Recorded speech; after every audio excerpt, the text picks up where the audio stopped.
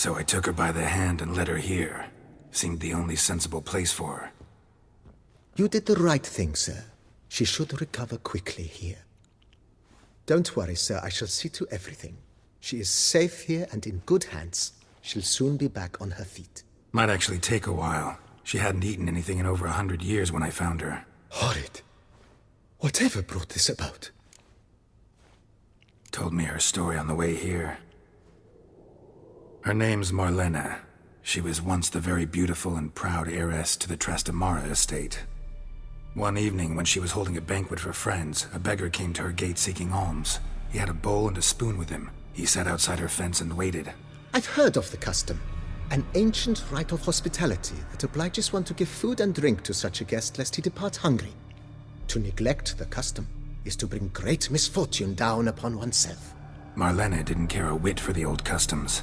She drove the man off, saying she'd rather feed the leftovers from her feast to her dogs than to give the beggar anything. The beggar then broke his spoon, cast a curse. She was beautiful, so he said she'd never wish to look at herself in the mirror again. Since she adored feasts, he swore no one would ever wish to sit and dine with her. And as she even refused him the crumbs from her table, he swore she'd never find a spoon in the world that would sate her hunger. A harsh punishment. I imagine lifting the curse was hardly simple. Curses are tricky. They play on irony. Always gotta figure out what the catch is. Marlena had spent decades looking for a way to lift it. Transformed into a wight, she stole spoons and lured folk into her home, trying each time to get them to dine with her. Didn't work. So what did? Someone had to sit down and share a meal with her, of their own free will. They had to eat without using spoons, and make her look at her reflection. That's it? That was all it required? Simplest solutions are sometimes the last that come to mind. Besides, when you're a wight, it's pretty damn hard to find willing human company for a feast. I imagine so. But, most importantly, it is now over. Please, don't worry. She will be in good hands here. Thanks. Gotta get back to my business now. See you soon.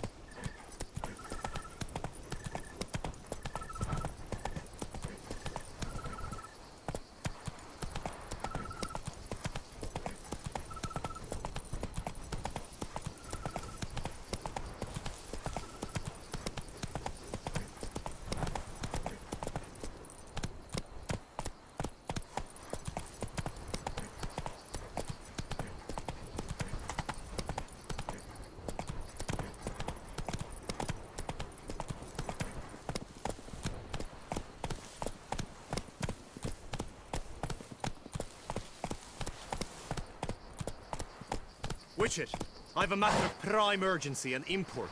I must speak to you. A monster slayer? My.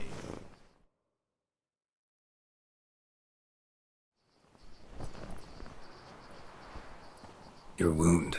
Feeling better? It's healing splendidly, though I am to avoid trouble for some time. To be frank, that is precisely why I wish to speak with you. Want me to stand in for you? Take on some trouble on your behalf? That could very well be the case. You see, there is a maiden, nay, a lady. I suspect someone's cast an ill spell upon her. A curse, perhaps. Let me guess. She suddenly grew cold, haughty, and distant, though the night before she was flirtatious and alluring. Tut tut, Witcher. You jest, yet the matter is grave. Though true, the lady in question is dear to my heart. I shall not deny it. I fear she has fallen victim to ill magic, and knows no one she could turn to for help. What makes you think she might be cursed? You must keep all I say to yourself, I beg you. I would never dare to be so indiscreet normally, yet I'm troubled about her, for her. Vivian shuns the company of others. Though the fairest maid at court, she keeps men at a distance. I thus determined I would resort to trickery. Trickery? That even befitting of a knight? In war, yes. And what is love if not battle? As it were, one evening I crouched in hiding outside her seamstress's home. As Vivian emerged from it, I too emerged, ever so gently but convincingly collided with her, then promptly offered to escort her home. She consented. At first, all augured well.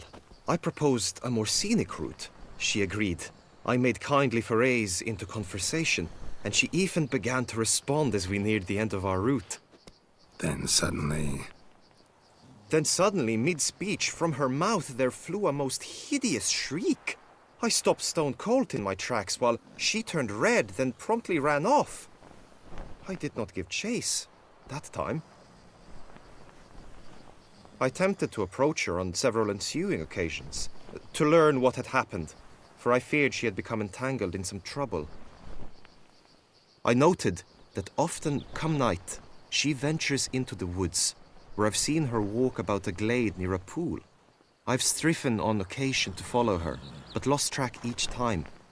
It seemed then she'd melted into the air. sound you heard. She might have just had a sore throat. Had I thought it possible the sound was natural, I never would have taken up your precious time. Notice any other strange behavior? Additional symptoms? No, Vivian's avoided me wholly since the first encounter. But folk gossip. What about? They say she's secretive, that no one ever sees her after dusk, that she's wont to suddenly disappear. Nothing unusual about any of that. Tell me more about Vivian. Who is she? What's her story? She's Her Enlightened Highness's lady-in-waiting. Her mother was a lady-in-waiting, her father a knight. That is all I've learnt, for the Duchessa grows angry when asked about her. Vivian spends her days within the palace walls. Yet we are in luck, for she has been named the tourney's patroness this year. Thus, each participant will be granted an audience with her. Got a problem then. See, I'm not a participant. I've devised a solution already. You shall take my place in the lists and thus gain the chance to speak to her. I was looking forward to winning the tourney, very much so. Yet for Vivian, I am prepared to sacrifice anything. This tourney, how's it work exactly? It is the year's grandest and most important contest. Knights from all corners come to face off for the grand prize. And more importantly, for glory. A demanding test of knightly prowess in horsemanship, marksmanship and fencing. I qualified for the first time, had great hopes of winning. Yet... Yeah, I get it. Anything for Vivian. Hardly a regular job, this. Not often I gotta take part in a tourney to fulfill a contract. Fee can't be anything ordinary either. I'm no magnet to command heaps of coin, but naturally I shall award you a just amount. How much do you demand?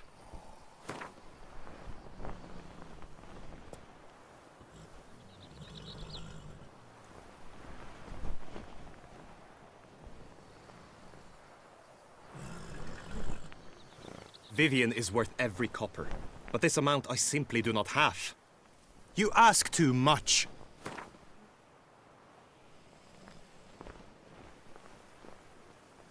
I have comrades I can ask. They would surely lend me coin, yet even that would not be enough. Could you not lower your fees somewhat? Agreed. That is an amount I can indeed muster.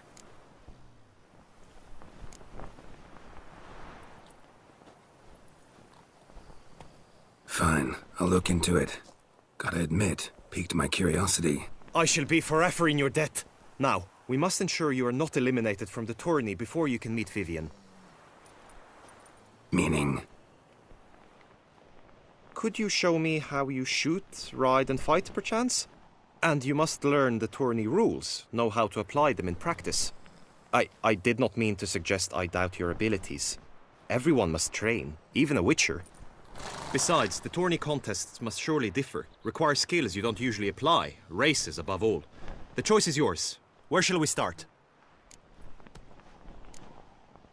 Roach could use some wind in her mane. Let's go for a ride.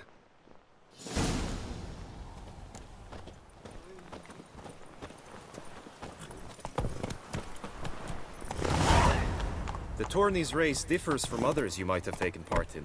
You shall not ride against any opponent. How's it a race at all, then? It's a race against time. The true track begins in the arena, runs round the tourney grounds, then finishes again in the arena. The training track, however, lies beyond the arena. We shall go there now. By the prophet's wings, a witcher.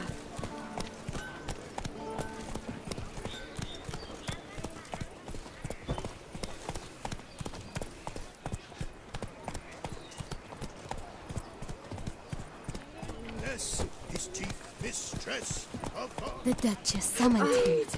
At last, tramp on her. Wisdom lies stripped of all that is noble. Sir Milton de Peyrac were murdered. A knight so honorable, so esteemed.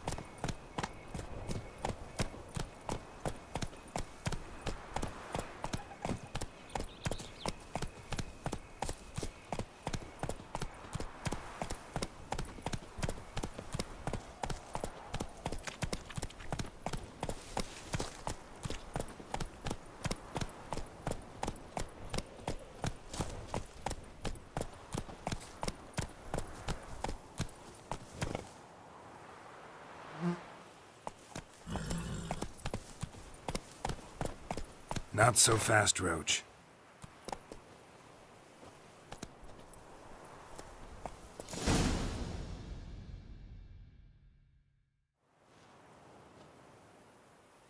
All is ready. Now listen, for it can be quite the challenge. Along your route stand dummies and targets. The dummies you may cut with your blade. The targets you must hit from your crossbow. The time you have to complete the course shall increase each time you land a strike, be it with blade or bolt. It may sound simple enough, yet I've seen many a knight fail this contest and hang his head in shame. During the race proper, judges throughout the course shall tally your points, for now you may ride unperturbed by those matters.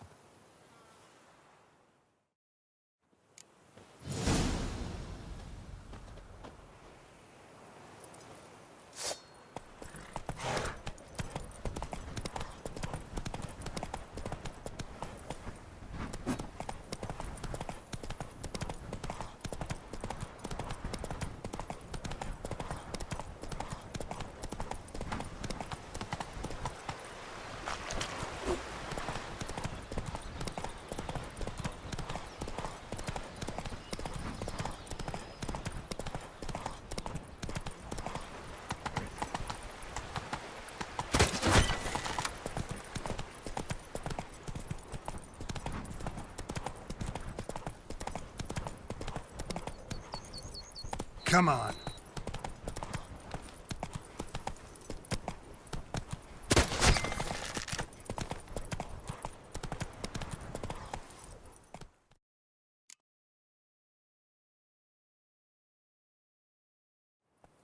So, have you had enough, or do you wish to ride again?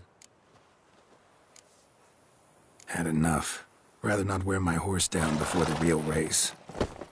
Where to now?